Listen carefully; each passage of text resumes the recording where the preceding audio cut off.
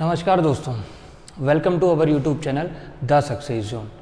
जैसा कि आपको पता है कि प्रीवियस वीडियो में हमने संविधान की पंचायती राज व्यवस्था को डिस्कस किया था कि किस तरीके से पंचायती राज व्यवस्था एक धरातल पर उतरी थी। हमने देखा था कि 22 दिसंबर 1991 को नरसिम्हा राव सरकार ने यह बिल लोकसभा में पेश किया। 23 दिसंबर 1991 को यह बिल राज्यसभा में पेश होता है और 25 अप्रैल 1993 को यह बिल पर राष्ट्रपति अपनी क्या कर देते हैं, फाइनल परमिशन दे देते हैं।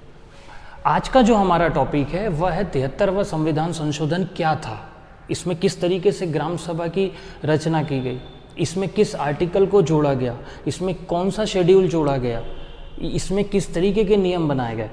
तो चलिए स्टार्ट करते हैं। अपना हेडफोन उठाइए, हेडफोन लगाइए, नोटबुक उठाइए और शुरू हो जाइए। तो चलिए शुरू करते हैं 73वां संविधान संशोधन।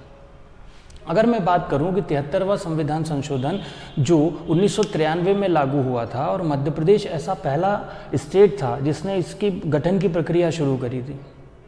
संविधान के भाग 9 में इसके लिए उपबंध किया गया और टोटल मान के चलें यदि हम बात करें तो इसमें 29 विषय जोड़े गए थे जिस पर पंचायतों को ध्यान देना था। अलग अलग विषय थे, ऐसे कितने विषय थे? टोटल 29 विषय थे। इसके लिए संविधान के अनुच्छेद में भी कई प्रावधान किए गए। यदि मैं बात करूं तो संविधान का आर्टिकल 243A से लेकर 243O तक, 243A से 243O तक पंचायतों के बारे में बताया गया है, जिसमें 243A में कुछ अलग बात कही गई है, B में अलग बात कही गई है, C में अलग बात कही गई है, D में अलग कही गई है, ऐसे O तक अलग अलग बातें की गई हैं। तो हम पहले आर्टिकल को उठाते हैं। जो पहला आर्टिकल है 243A। उससे पहले मैं आपको बताऊं कि जब ये 73वां पंचायती राज संशोधन हुआ था तो ये संपूर्ण देश में लागू नहीं हो पाया था। कुछ राज्य ऐसे थे जैसे पांडिचेरी, दिल्ली, अरुणाचल प्रदेश, जहाँ पर ये 73वां संविधान संशोधन लागू नहीं हो पाया था। लेकिन कई राज्यों ने, अलग अलग राज्यों ने अलग अलग तरीके से इसको क्या किया, लागू किया। अगर मैं बात करूं कि 243A में क्या दिया गया है, संविधान के अनुच्छेद 243A में दिया गया है कि ग्राम सभा कैसी होगी, ग्राम पंचायत कैसी होगी, ग्राम पंचायत के सदस्य का चुनाव कैसे होगा।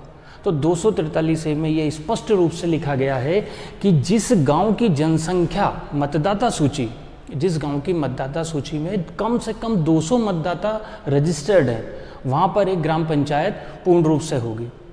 इसका जो चुनाव होगा अध्यक्ष का, यह चुनाव प्रत्यक्ष रूप से होगा, आम लोग इसमें वोट डाल पाएंगे। इसमें एक चीज़ हमें और ध्यान रखने वाली बात है कि प्रत्येक ग्राम पंचायत की साल में कम से कम 2 मीटिंग्स होना ज़रूरी है। मिनिमम मीटिंग्स की संख्या 2 निर्धारित की गई है। किसी विशेष परिस्थिति में यदि हमें मीटिंग्स बुलाना है ग्राम पंचायत की, तो हम किसी विशेष परिस्थिति में भी मीटिंग्स बुला सकते हैं। लेकिन उसके लिए क्या है, कुछ स्पेशल प्रावधान है।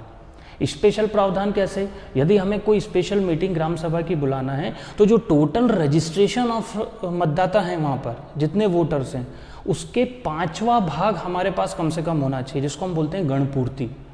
अगर वो 5वीं संख्या हमें नहीं मिल पा रही है तो हम ग्राम सभा की स्पेशल मीटिंग भी नहीं बुला पाएंगे।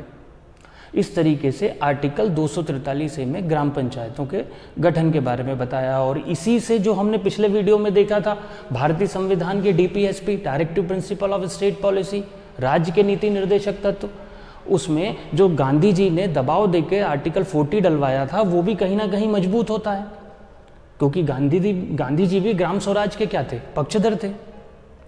इसके बाद यदि मैं सेकंड आर्टिकल की बात करूं, आर्टिकल आता है 243B। 243B में पंचायतों के गठन की प्रक्रिया को बताया गया, जिसमें मध्यवर्ती पंचायत पर ज़्यादा जोर दिया गया है। मध्यवर्ती पंचायत में स्पष्ट रूप से कहा गया है संविधान में कि ऐसा राज्य जहां की जनसंख्या 20 लाख से कम है, ऐसा राज्य जहां की जनसंख्या 20 लाख से कम है, वहां पर मध्यवर्ती पंचायत नहीं होगी। तो आज भी ऐसे स्टेट हैं जिनकी जनसंख्या 20 लाख से यदि कम है तो वहां पर मध्यवर्ती पंचायत नहीं होगी। क्योंकि बलवंत राय मेहता समिति ने 3 टायर गवर्नमेंट की सिफारिश की थी, बट भारत के अलग अलग राज्य ऐसे भी हैं जो सिंगल टायर गवर्नमेंट भी यूज़ कर रहे हैं, डबल टायर भी कर रहे हैं, 3 टायर भी कर रहे हैं और 4 टायर भी कर रहे हैं। मतलब 1 स्तरीय भी कर रहे हैं, 2 स्तरीय भी कर रहे हैं, 3 स्तरीय भी कर रहे हैं और 4 स्तरीय भी कर रहे हैं। यदि मैं बात करूँ 1 स्तरीय की, तो केरल, सिक्किम, असम, ऐसे जो हैं वो एक स्तरीय की बात करते हैं। दो स्तरीय की बात करूं तो कर्नाटक, उड़ीसा, ऐसे राज्य जो हैं वो 2 टायर गवर्नमेंट की बात करते हैं। सबसे ज़्यादा यदि कोई गवर्नमेंट यूज़ करता है वो 3 टायर करता है। काफ़ी स्टेट 3 टायर करते हैं, जिसमें मध्य प्रदेश है जिसने सबसे पहले लागू किया था, महाराष्ट्र है, राजस्थान है, गुजरात है, छत्तीसगढ़ है, काफ़ी सारे स्टेट 3 टायर करते हैं। और एक होती है 4th टायर गवर्नमेंट, जो पश्चिम बंगाल, अरुणाचल प्रदेश, मिजोरम जैसे राज्य जो हैं इसको अप्लाई करते हैं। तो ये हुआ आर्टिकल 243B। अब हम बात करते हैं आर्टिकल 243C की। 243C में क्या दिया गया है? 243C में दिया गया है कि ये जो पंचायतें होंगी इनकी संरचना कैसे होगी, इनका एस्टेब्लिशमेंट कैसे किया जाएगा, इनका गठन कैसे किया जाएगा। तो त्रिस्तरीय पंचायती राज में बलवंत राय मेहता ने साफ कहा था कि ग्राम सभा के अध्यक्ष का चुनाव प्रत्यक्ष रूप से होगा और मध्यवर्ती पंचायत और जिला पंचायत के अध्यक्ष उन सदस्यों में से ही चुने जाएंगे। तो जो ग्राम पंचायत का अध्यक्ष था उसके चुनाव भी हुए और मध्यवर्ती पंचायत के अप्रत्यक्ष रूप से हुए। और हमारे यहाँ के जो सांसद और विधायक होते हैं, ये बात ध्यान देने वाली बात है कि जो सांसद और जो विधायक होते हैं या जो राज्यसभा के सदस्य होते हैं या विधान परिषद के सदस्य होते हैं, ये सभी सदस्य भी मध्यवर्ती पंचायत के सदस्य होते हैं। आपके क्षेत्र के विधायक भी मध्यवर्ती, जो मिडिल पंचायत है, जो ब्लॉक स्तर की पंचायत है, उसके सदस्य होंगे। तो 243C सीधा इस बात को बताता है कि कैसा प्रारूप होगा, कैसा ढांचा होगा।